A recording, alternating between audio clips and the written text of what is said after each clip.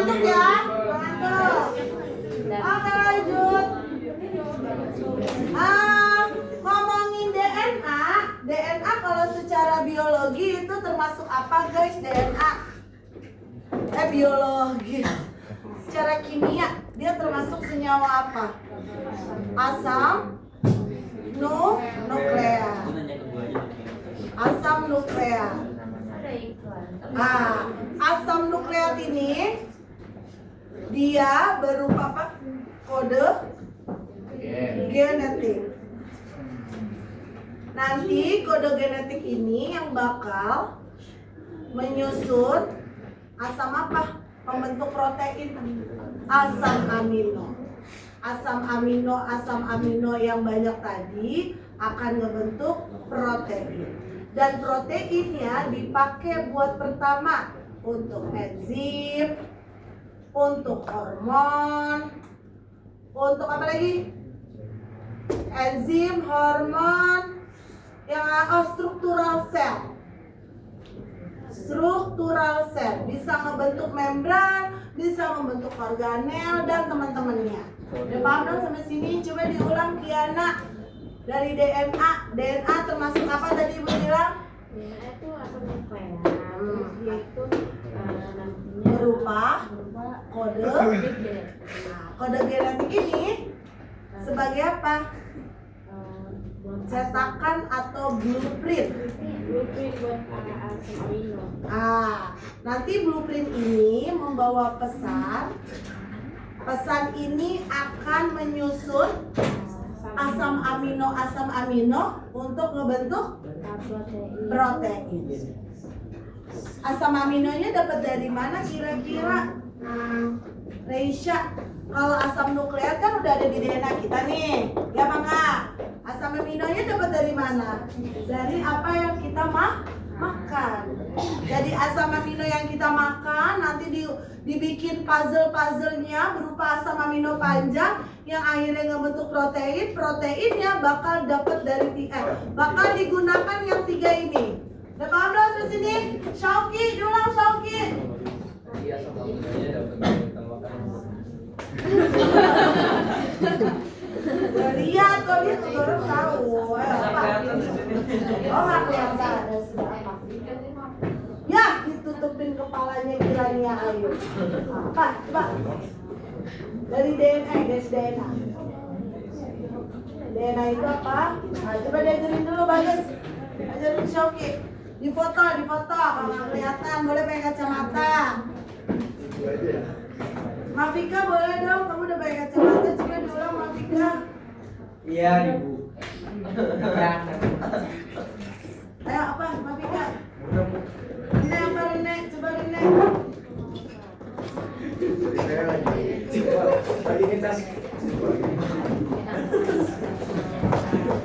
Kan biar nggak ngantuk dicatat. Iya, Coba makanya gini, calon coba dokter, gini, calon dengerin.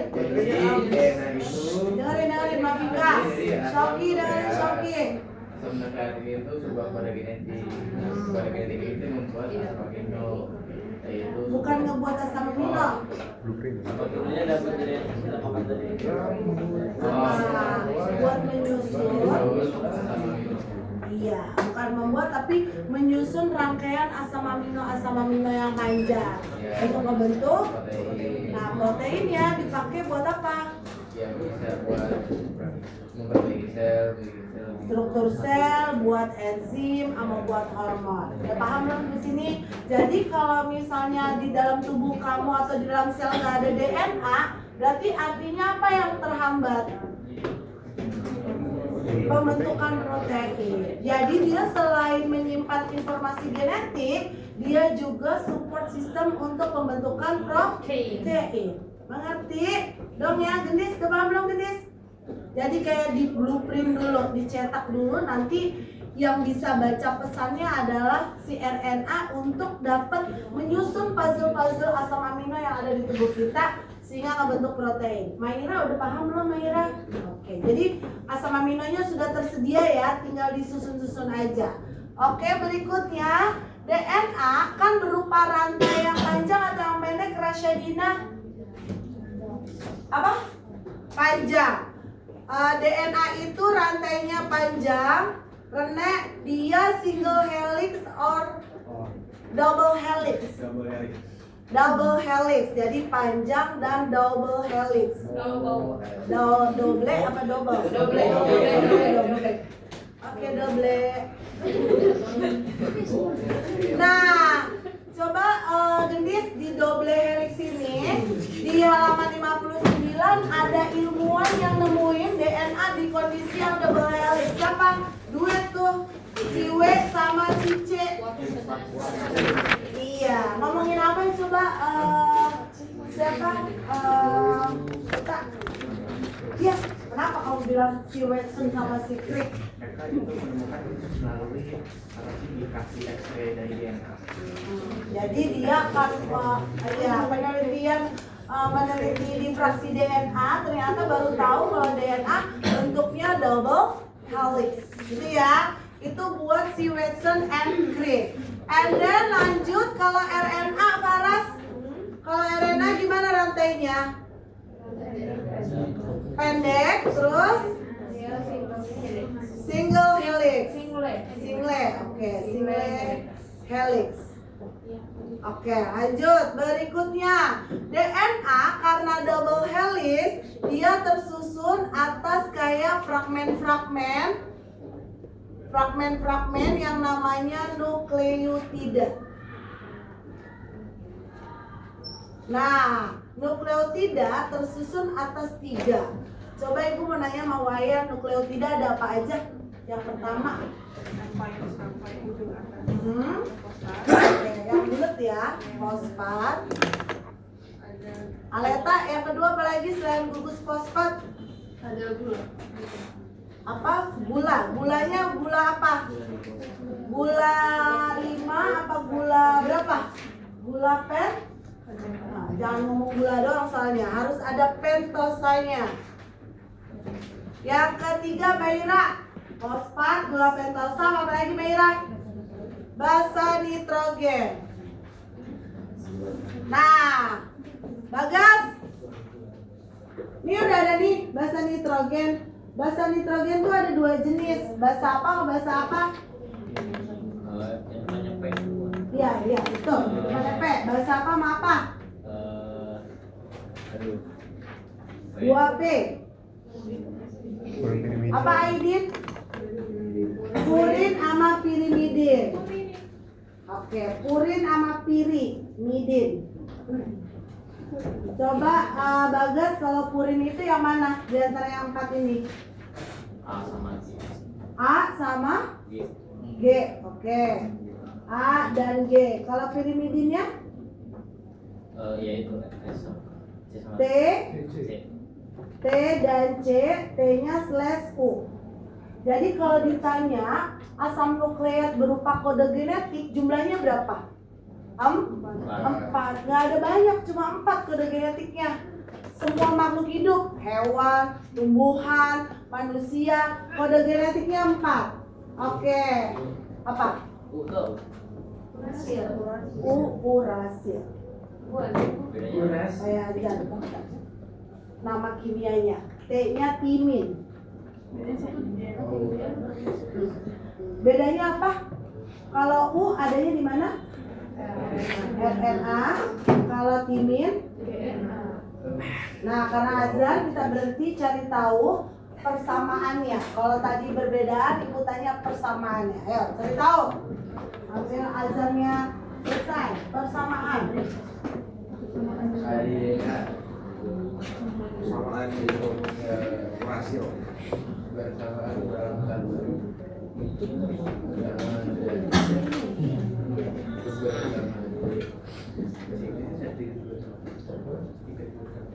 Tahu gak sih? Tahu gak sih?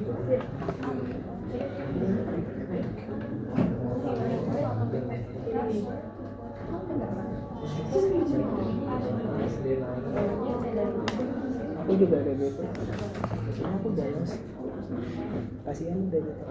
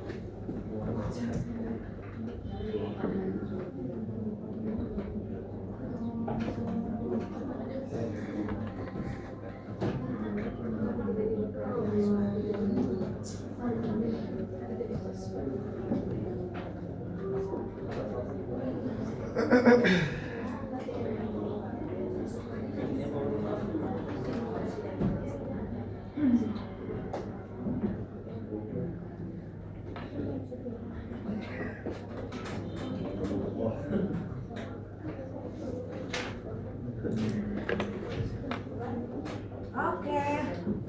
Tadi sampai mana? Persamaan. Siapa yang bisa nemuin persamaan antara DNA sama RNA? Bagas ketemu belum? Yang pertama apa? Apa? Pasti, iya. Nukleotida itu punyanya DNA sama RNA penyusunnya sama. Itu nukleotida. Nah, dari nukleotidanya persamaan berikutnya ada apa lagi? Sama-sama penyusunnya adalah gugus fosfat. Jadi gugus fosfat baik DNA sama RNA tuh sama, nggak ada fosfat apa sama fosfat apa, nggak ada. Jadi fosfatnya jenisnya sama, baik DNA sama RNA. Itu yang kedua. Yang ketiga apa, Bagas? Lihat di basa nitrogennya, mana yang sama, mana yang beda. Tadi udah ada keywordnya dari sini. Yang sama basa purin atau basa pirimidin? Basa purin. Jadi baik DNA sama RNA punya basa purin yang sama. Tapi kalau pirimidin beda. Sitosinnya sama, tapi yang kimin gak berlaku buat RNA, yang urasil tidak berlaku untuk DNA. Udah paham di sini? Sauki dedangnya, Sauki diulang Sauki persamaannya. Jadi ada apa aja? Pertama, tadi rantainya tersusun atas sama-sama nukleotida. Yang kedua, nah yang mana yang sama? Purinnya. Yang ketiga, tadi apa lagi? Mbak Abi, apa Bi? Salah satunya lagi Bi, yang belum disebutin Syauki. Iya, gugus fosfat yang sama, Sauki. Ditulis ya, syama. Don't forget. Oke, lanjut berikutnya Bang Agus mana ya?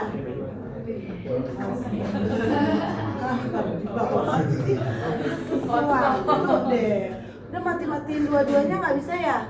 Matiin dua-duanya aja deh, silo banget gitu loh. Gitu dong. Ya tidur deh. Bobo deh. Nah lanjut berikutnya. Jadi perbedaannya ada 4 ya yang tertulis di buku kamu ya. Ada yang mau ditanyain nggak? Sebelum ibu mau nambah. Perbedaan itu sebenarnya ada 7. Ada banyak sebenarnya. Kita mau bahas tambahannya. Dari yang 4 kamu kerjain, ada yang mau ditanyain nggak? Nggak ada? Udah paham? Oke, Rangga. Perbedaan yang kelima, Rangga. Kira-kira yang nggak boleh ada di buku di tabel itu.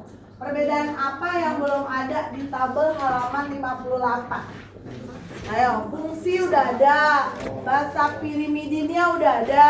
Apalagi tuh? Nggak boleh itu. Yang kelima apa? Letaknya. Gimana letaknya, Boy? Kalau DNA itu di Nih, kata Rangga letaknya DNA sama RNA katanya beda. Coba. RNA tuh di sitoplasma. Sitoplasma. Terus kalau DNA apa? Cuma gitu doang? Iya ngerti, cuma di nukleus doang DNA. Enggak, sama kalau mitokondria Mitokondria. Kalau di tumbuhan? Iya, kloroplas atau plastida boleh. Selain sitoplasma, RNA cuma di sitoplasma doang. Apa Bi? Di ribosom. Kalau di ribosom berarti ngomonginnya di mana? Yang nempel sama nukleus tuh, yang bentuknya kayak labirin apa? Badan Golgi. Sama di badan Golgi juga ada RNA. Ada di ribosom. Bagol ya. Emang badan Golgi ya? Bukan. RNA. Ini bagol sih. Kalau bagol nggak nempel di nukleus, dia di luar dari nukleus. Kalau RE dia nempel. Itu letaknya. Lanjut berikutnya, Rene. Tadi nggak bisa jawab. Yang ke-6 apa Rene? Ini yang ke-5. Ini yang ke-6. Apa Rene kira-kira perbedaannya? Nggak bisa jawab lagi. Kita kalau ada yang ketiga kali, go out from my class. Nggak bisa jawab. Belajar ditanya nggak ngerti juga. Ya Mafika dikasih tahu. Apa? Yang ke-6. Yang ke-7 siap-siap Areta. Yang ke-7 setelah Rene jawab berarti ada yang ke-7. Cari tahu. Ayo apa Mafika? Buruan Mafika dan Bilong. Kasih tahu sama Rene. Stabilitasnya stabilitas. Maksudnya apa stabilitas? Jadi kalau DNA itu tuh sangat stabil gitu. Kenapa begitu stabil? Karena DNA itu kan sifatnya double helix gitu. Nah, jadi apa namanya? Kata-kata yang ada di dalam DNA itu membuat DNA itu lebih stabil. Nah, kalau RNA itu Kurang stabil karena dia rantainya tunggal, Bu. sama nih jawabannya. Tadi ukuran juga beda.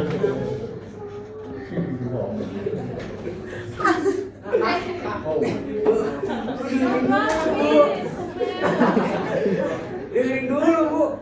Ibu lagi menalar apa yang kamu omong. Sebenarnya ibu jadi bingung. Ini double helix itu iya apa? Coba apa? Maksudnya stabil itu kan jadi dia itu lebih tahan terhadap kerusakan gitu, Bu. DNA itu double, Bu. Jadi dia lebih kuat karena dia double gitu, Bu. Gitu ya. Ibarat aja, Bu. Strukturnya kan Ya, betul. Sabar, ibu lagi maunya mengeksplor Ibarat, Bu, kalau bangunan Kilara 2 lebih kuat dari bangunan Kilara 1. Ya. Ibarat ya, Bu. Ibaratnya dia. Gara-gara double itu begitu ya. Oke. Mungkin ukuran kan. Boleh, good. Ya, oke, boleh. Disebut stabil karena dia double. Ya, berarti dia lebih kuat dan dia juga punya ikatan hidrogen rangkap yang nggak bisa dipisah-pisahkan, gitu ya. Boleh. Berarti stabil ya. Boleh nih kestabilan, bukan stabil, kestabilan. Kestabilan bisa juga disebut kadar juga ya guys. Dia stabil. Kalau stabil berarti kadarnya apa? Tetap. Dia nggak dipengaruhi sama sintesis. Betul, dia tidak dipengaruhi sama sintesis protein. Karena dia tidak stabil, karena tadi yang disampaikan Mafika, karena dia single helix jadi tidak stabil, maka kadarnya jadi berubah-berubah. Karena berubah-berubah, dia yang ngebuat adalah DNA-nya. Gitu ya guys? Oke. Coba Areta, yang terakhir apa Areta yang belum ada? Replikasi. Kenapa replikasi? Kalau DNA bisa replikasi, RNA nggak bisa replikasi. Oh oke. Replikasi, oke lah, masuk akal lah. DNA bisa replikasi, RNA nggak bisa replikasi. Kalau nggak bisa replikasi, yang buat RNA siapa dong? Adra. DNA, betul banget. DNA bisa replikasi karena dia bisa mereplikasi sendiri. RNA nggak bisa gara-gara DNA yang buat RNA. Oke ya, Rene, udah paham belum Rene? Coba diulang Rene, pernyataan nomor 7. Perbedaan tentang replikasi. Jadi DNA itu bisa replikasi sedangkan RNA tidak. Jadi Artinya yang bisa membuat replikasi RNA itu DNA. oke, bukan replikasi sintesis RNA itu DNA. Oke. Nah, berikutnya setelah perbedaan udah dibahas, nggak ada pertanyaan. Nah, sekarang jenis dari ikatan pada DNA maupun RNA. Coba Rekendra, jenis ikatan-ikatannya ada apa aja? Sebenarnya ada banyak, yang dipelajarin 2 aja. Ikatan-ikatan yang terjadi pada rantai DNA or RNA, pertama ada ikatan apa? Rekendra? Not covalent. Itu sifatnya apa? Ikatan fosfodiester. Fosfodiester bersifat apa?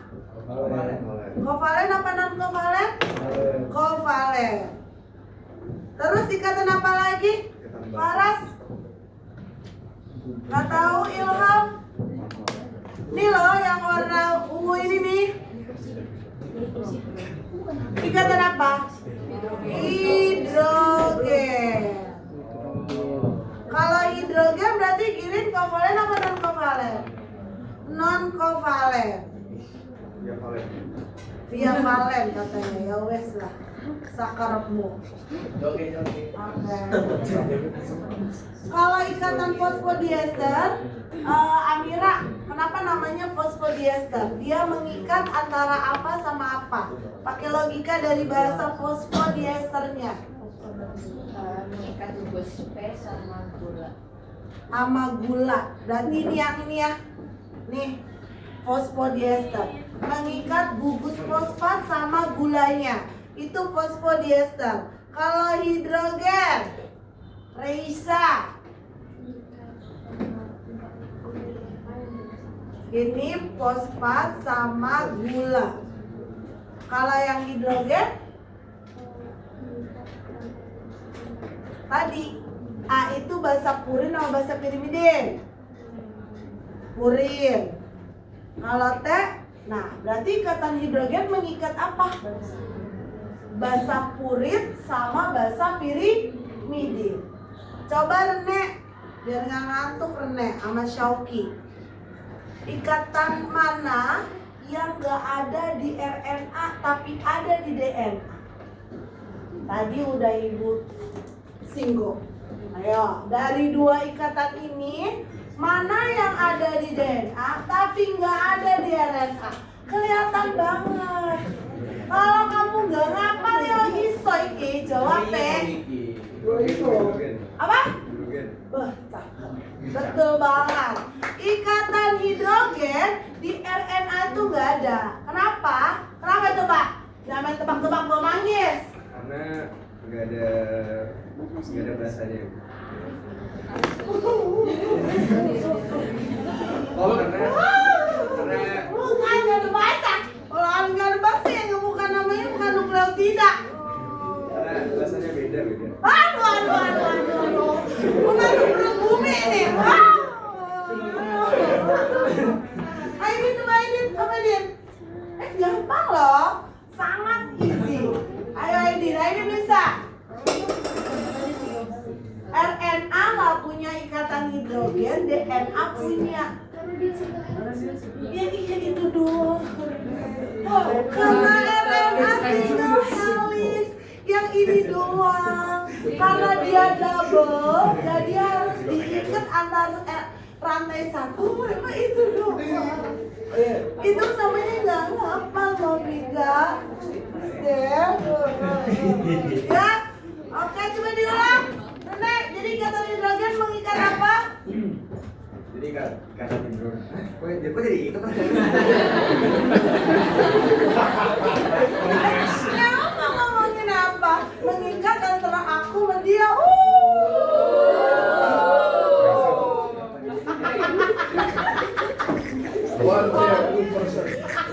Apa? Ikatan hidrogen itu mengikat antara A dan T terus sama C dan G. Antara A siapa ya?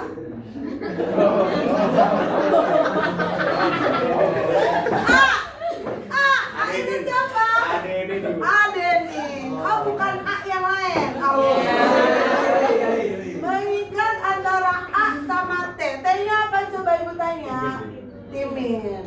bukan antara A yang lain atau T yang lain ya. Oke. Adenin sama timin, betul banget. Makasih Rene, otak lu jalan gitu. Ya, itu ikatan hidrogen antara basa purin sama basa piridin. Dan ikatan hidrogennya jenisnya ada dua nih. Adra, apa Adra? Rangkap berapa sama rangkap berapa Adra? 2 sama 3, kalau yang 2 udah kita jelasin tadi nih, always kayak gini pasangannya. Kalau yang 3 antara apa? Basa purin apa? Adra? Basa purin apa Adra? Guanin sama basa pirimidin apa? Sitosin. Selalu yang ini akan 3. Nanti kalau di soal A, T-nya, C-nya ditutup. Nanti kamu tinggal kasih tahu basa purinnya apa. Dilihat dari yang mana rangkap 2, mana rangkap 3, maka itu pasangannya. Nanti ya, boleh dibalik-balik. Ini kayak gini nih, di sini C sama G, G sama C. Jadi jangan dihafal. Mengerti? Kenapa dia 2 sama 3 itu kaitannya sama struktur kimianya.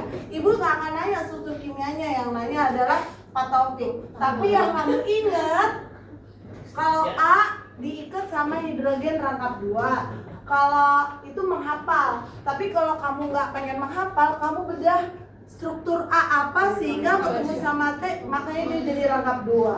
Itu kalau kamu mau, ya kan, biar nggak ngapal. Tapi ibu nanti nggak akan tanya kayak gitu, mengerti? Oke. Berarti ikatan udah. Ada pertanyaan untuk ikatan? Case close? Oke, lanjut ke berikutnya. Ada istilah antiparalel. DNA punya sifat selain mereplikasi dirinya sendiri, dia antiparalel. Apa? Selain tahu? Ditambah tuh, kalau sifat tuh bukan ciri-ciri. Oh, dia gulanya deoksiribosa, itu bukan sifat, itu ciri. Kalau sifat, DNA bisa mereplikasi dirinya sendiri, bisa membuat RNA, dan bersifat antiparalel. Apa itu antiparalel, Bagas? Iya, padahal tuh Masuk akal, nggak bisa parkir. Oke. Tapi parkir apa? Enggak, maksudnya di DNA ini Bu lagi ngubungin. Kalau bilang nggak bisa parkir. Nggak bisa. Bukan itu maksudnya. Nggak bisa. Belum nyambung nih otak dulu. Apa Bagas? Kalau yang antiparalel? dalam DNA tuh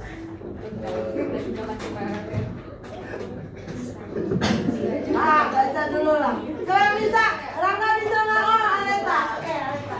Itu antiparalel dilihat aja dari kan Baca. jadi dari 5 ke 3 tapi yang kanan 3 ke 5 jadi itu dia kayak nggak boleh sejajar gitu jadi harus kayak kebalikannya. Oke, justru dia bersifat sejajar tapi berlawanan. Itu namanya antiparalel. Harus sejajar. Kalau nggak sejajar, ya nggak bisa ngikat antara rantai satu sama yang lainnya. Tapi tadi berlawanan yang disampaikan sama Aleta. Dan rantai DNA kalau misalnya begini nih, misalnya ada blueprint dari 5 ke 3. Nanti dia akan ngopinya bukan 5 ke 3. Pesan yang dikopinya di sini dari mulai 3, di sininya 5. Maka itu yang disebut antiparalel. Paham? Dan untuk mengetahui 3 sama 5 ini juga berdasarkan struktur kimia. Nah, yang ini kamu harus tahu karena kelihatan banget. Oke, seandainya nih 3-nya nggak ada, 5-nya nggak ada, cuma bentuk kayak gini, kita akan tahu mana ujung 5, mana ujung 3. Dasarnya apa kalau ujung 3? Lihat di sini. Ada hidroksilnya yang nampak. Kalau hidroksilnya nampak, hidroksil itu di gula pentosa dia terikat di kaki ketiganya gula pentosa. Makanya disebutnya ujung 3. Mengerti? Jadi kalau ada struktur kimia DNA dicari mana ujung 3, kamu lihat, oh yang kelihatan OH-nya. Berarti ini nih ujung 3-nya di sini. Mengerti? Dan kalau dia disebut ujung 5, kalau yang terlihat adalah gugus fosfatnya. Fosfat itu terikat di kaki gula pentosa yang nomor 5. Makanya namanya lah ujung 5. Mengerti semuanya? Oke. Kenapa akhirnya disebut antiparalel yang disampaikan sama Aleta? Itu. Dan pertanyaan berikutnya adalah questionnya, siapa yang bisa jawab? How many nukleotida di gambar ini? Bahasa Inggrisnya kayak gimana tuh Faros? Coba kamu di Inggris-Inggrisin. How many nucleotide Pada struktur DNA. in this DNA structure? How many? Berapa Girin? 8. Why? Nggak boleh menghafal. Gara-gara kan satu nukleotida kan ada gugus gula, gugus fosfat sama bata nitrogen. Hitungnya fosfat dulu. Nah, berarti karena gugus fosfat itu adalah penyusun dari nukleotida, yang kamu hitung adalah fosfatnya. Biasanya fosfat itu ngegambarin jumlah nukleotidanya. Karena ada fosfatnya ada berapa nih? 8. Di sini ada 8 nukleotida. Mengerti? Temennya nukleotida yang nggak pakai fosfat, ada yang tahu nggak namanya apa? Sida. Si sida tanpa fosfat, si tidak pakai fosfat. Ulang dulu. Si tidak pakai salah. Gara-gara si tidak pakai fosfat, si sida nggak pakai fosfat. Tidak pakai fosfat. Kalau sida nggak pakai fosfat. Si sida sida nggak. Coba ditulis di kepala. Nanti buat bedain nukleosida, si tidak sama si sida. Ulang. Gimana? Abi, si tidak sama sida. Iya. Abi udah mulai answer, kayak mendingan Abi langsung ulangan deh. Gue setuju kalau Abi langsung ulangan aja. Kayaknya pinter banget gitu. Syauki, tuh si Abi udah mulai pinter tuh. Iya, pasti lah. Pinter lah. Ya udah, selesai ya. Selesai buat DNA-nya. Ada yang mau foto? Nih keluar gambarnya kayak gini nanti di ulangan. Pertanyaannya kan tadi udah. Kenapa sebut antiparalel? 5 sama 3-nya. Ikatan hidrogennya itu udah berapa tuh? Gambarinnya aja udah 10 pertanyaannya nih. Kalau ini nggak ngerti, aduh wassalamualaikum. Waalaikumsalam. Oke, hilang bedong belum hilang? Oke, jadi halaman 58 59 case close ya. Masuk ke 64 65 tentang kromosom. Ayo baca dulu.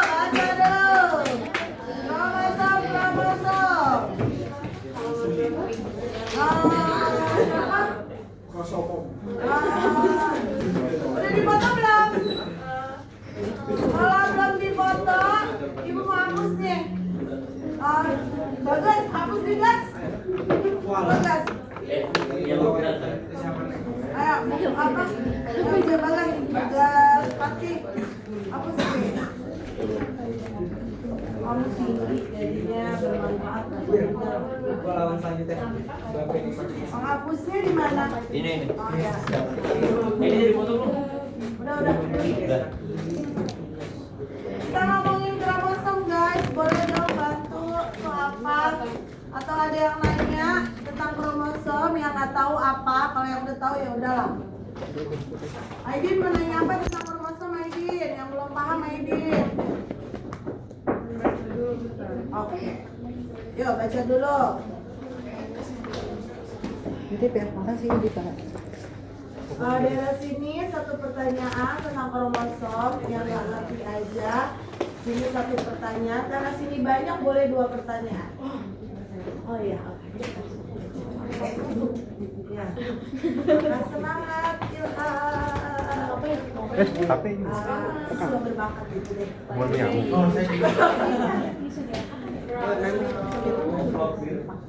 Apa namanya? Ayo sini, mau nanya apa? Yang nggak bisa aja, kalau udah bisa nggak usah lah, biar cepat. Enggak, mesti deretannya giring, jatahnya dapat 2 pertanyaan. Ya, Ibu semangat kalau ditanya. Ya. Barang daerah. Kelompok Aleta ada yang ditanyain tentang about chromosome. Boleh yang susah, boleh yang gampang, bebas lah. Ayo, siapa mau bertanya? Oh, Kiana mau nanya. Kiana nanya apa? Bedanya kromomer sama kromonema. Oh, oke, good. Ada lagi? Bedanya kromomer sama kromonema. Coba lagi. Tapi mau nanya. Apa kalau orang autis? Kalau misalnya orang itu autis padahal Autis. Oh, Ya boleh. di dalam kandungan. Oh, kelihatan. Bisa. Kalau WG yang 4 dimension itu dari ciri-ciri itunya bisa dilihat fisiknya, cuman kita nggak langsung nembus ke DNA. Kalau ciri-ciri fisik udah menggambarin sampai 3 ciri, bisa lahirnya pasti kayak gitu. Makanya kalau kamu pengen tahu apa anak kamu bakal kena sindrom or enggak, sebenarnya bisa dicegah. Yang pertama, kalau kamu umurnya udah kepala 4, lebih baik tidak hamil maupun melahirkan, karena risikonya makin perempuan umur 40 tahun ke atas baru bisa hamil dan melahirkan rentan buat kena sindrom tadi. Yang kedua, yang tadi Ibu bilang bibit bebek bobot. Jadi kalau walaupun itu autosomal punya kemungkinan, tapi nggak besar, sedikit persentasinya, ya sedikit. Tapi kalau misalnya kamu pola hidupnya bagus, harusnya sih enggak, karena itu di bagian sel tubuh. Kalau sel tubuh itu nggak diturunin, oke? Paham ya? Jadi kayak gitu jawabnya Bi. Makanya kalau kamu mau 4 dimensi harus siap lahir batin, apapun kondisi si babynya. Biasanya kelihatan tuh sampai misalnya nih tangannya nggak sinkron, atau selaput ininya nggak hilang, jadi kayak bebek gitu loh. Ada nanti bisa dioperasi sebenarnya. Yang kelingkingnya nggak sempurna aja sekarang udah bisa dioperasi, jadi kelihatan. Yang kayak gitu-gitunya udah kelihatan, ya. Kalau Ibu dulu malah belum ada 4 dimensi zaman Ibu Rere punya anak, jadi paling tinggi adalah 3 dimensi. Ya, ada pertanyaan? Yang punyanya kamu belum tentu jawab ya? Aku mau nanya juga. Apa Kendra? Kan dibilangnya tuh ada dengan biologinya itu kembali identik tapi beda kelamin. Itu emang bisa bu kalau kembali identik tapi beda kelamin. Soalnya bukannya kembali identik itu kalau satu sifat yang membagi 2. Kalau beda kelamin itu bisanya setahu saya kalau superovulasi dibuahi 2 sperma jadinya bisa Bisa, sangat bisa. Kalau identik, waktu itu ada anak identik, makanya Ibu juga kaget. Saya identik Bu, loh, kok bisa jenis kelaminnya beda? Bisa jadi yang terjadi pada saat pembelahan maupun pada saat spermanya bisa dua-duanya tuh. 2 ke 1, iya betul. Itu mungkin banget karena dia ternyata bayi tabung bukan secara normal. Yang kayak gitu biasanya kondisi bayi tabung, karena dia emang di treatment. Kalau di treatment memungkinkan, tapi kalau alami jarang terjadi. Pokoknya dari berapa kelahiran baru bisa. Tapi kalau bayi tabung, makanya si siapa? Lunimi, dia sebelum umur 40 tahun dia nyimpen egg frozen itu. Nah, buat teman-teman yang cewek-cewek, buat pengetahuan bersama ya, di Islam sih boleh-boleh aja, karena itu punya kita. Kita nggak ada yang tahu jodoh kita di umur berapa. Bener banget kalau si Lunimi itu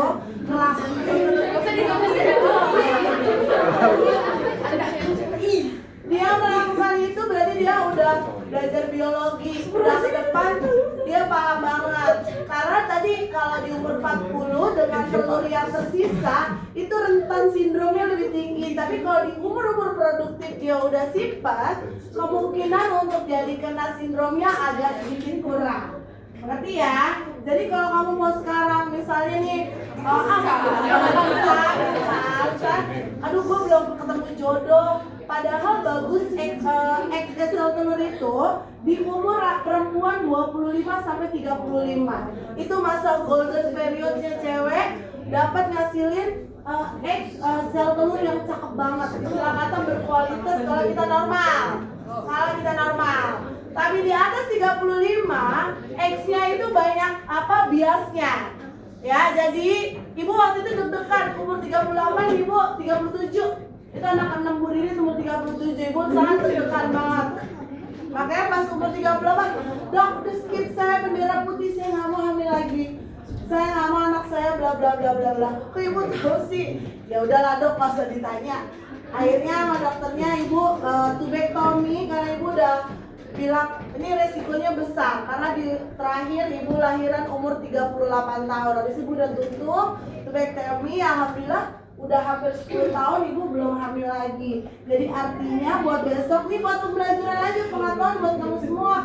Ibu bukannya kayak ngajarin sesuatu yang nggak masuk akal. Jadi boleh kalau kamu mau exposure di umur 25 sampai 35 kalau seandainya kamu belum punya jodoh. Jodoh kamu baru ketemu 40 tahun. Tapi karena kamu udah nyimpen sel telur, nanti tinggal proses pembuahannya bisa direkayasa sama bidang kedokteran. Ya cewek-cewek, cuma memang agak mahal dari biaya penyimpanan ex-frozennya itu di kayak sudah dibeku. Sama aja kayak bank sperma sebenarnya. Kalau Apaan sih yang gede gila? Enggak, kalau di Indonesia kan bank sperma belum dibuka. Kalau di negara-negara maju bank sperma tuh udah banyak banget. Jadi, iya apalagi kalau dia dikirim oleh negara sebagai ABRI ya, TNI ya, misalnya pergi ke daerah konflik kan kita nggak ada yang tahu kalau dia istrinya masih pengen punya keturunan tapi suaminya harus berdinas ke luar negeri, perang atau dikirim bla bla bla, itu udah pakai bank sperma disimpan sebelum dia pergi. Oh, contohnya waktu perang Vietnam sama Amerika, itu presidennya ibu lupa menyuruh semua tentara-tentara Amerika yang dikirim ke Vietnam, ada filmnya kok, dia harus menyimpan spermanya di bank sperma rumah sakit TNI. Itu bagus, berarti visioner tuh presidennya. Jadi besok, tapi dengan syarat tidak diperjualbelikan ya. Kalau di Amerika selesai aja misalnya, aduh gue makan dong spermanya Brad Pitt. Saya denger. Asal lo punya uang, lo bisa minta, lo nggak perlu nikah. Ya bu. Nanti kamu kasih ex-frozen kamu sama spermanya Brad Pitt bakal ditaruh. Itu di negara maju udah hal yang biasa aja di Amerika. Misalnya nih ada pasangan, istrinya rahimnya sesuatu nggak pernah bisa hamil, dia akan sewa orang. Dia kasih donor, ex-nya, suaminya kasih sperma, anaknya ditanam di orang, nanti dibayar. Nanti anaknya lahir dia ambil, itu udah biasa di Amerika. Kayak gitu Neng, gak usah terlalu naif. Tapi itu gak bisa berlaku di Indonesia sayang, gak bisa. Kalau kamu mau bayi tabung harus dengan pasangan yang sah. Karena di Indonesia dokter-dokternya terikat oleh sumpah dokter tadi, nggak boleh di Indonesia. Kalau kamu mau kayak gitu kamu ke Amerika Abi. Kalau mau Angelina Jolie, aku kan anaknya dari Angelina Jolie. Lihat, kau punya duit terserah lu, dosa-dosa lu juga, ya kan? Kirim mau Angelina Jolie, itu Angelina Jolie. Apalagi Madonna, aduh.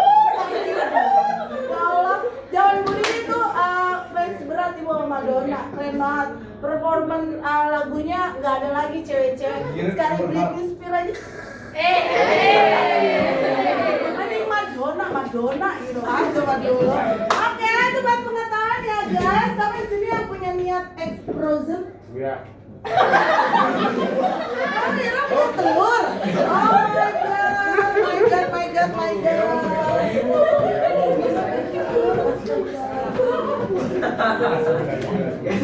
Oke, lanjut. Tadi yang disampaikan sama siapa? Akia ya, Akiana. Kromo apa tadi? Kromonema sama apa? Kromomer. Sampai ada yang tahu kromonema sama kromomer? Kromomer itu bagian dari kromatin yang membentuk manik-manik. Ini kan ada kromatin nih, kromatid. Nah ini begini nih. Nah ini namanya kromomer. Dan dia sebenarnya di dalamnya terdapat lokus. Lokus itu kemarin tempat apa? Gen. Kayak gitu. Ya, kalau kromonema tuh benangnya. Kalau udah memadat maka namanya kromomer karena dia bentuknya manik-manik. Kalau tin bentuknya apa? Benang halus. Tin membentuk apa? Tin membentuk tit. Jadi tin, tit, som. Tin, tit, som. Tin dulu.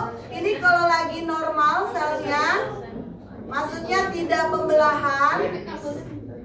Nanti kalau udah pembelahan, tinnya bakal jadi tit.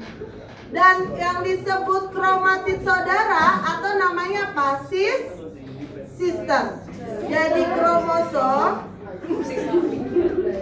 kromosom terdiri dari kromatid, sister, sama non-sister. Maksudnya apa?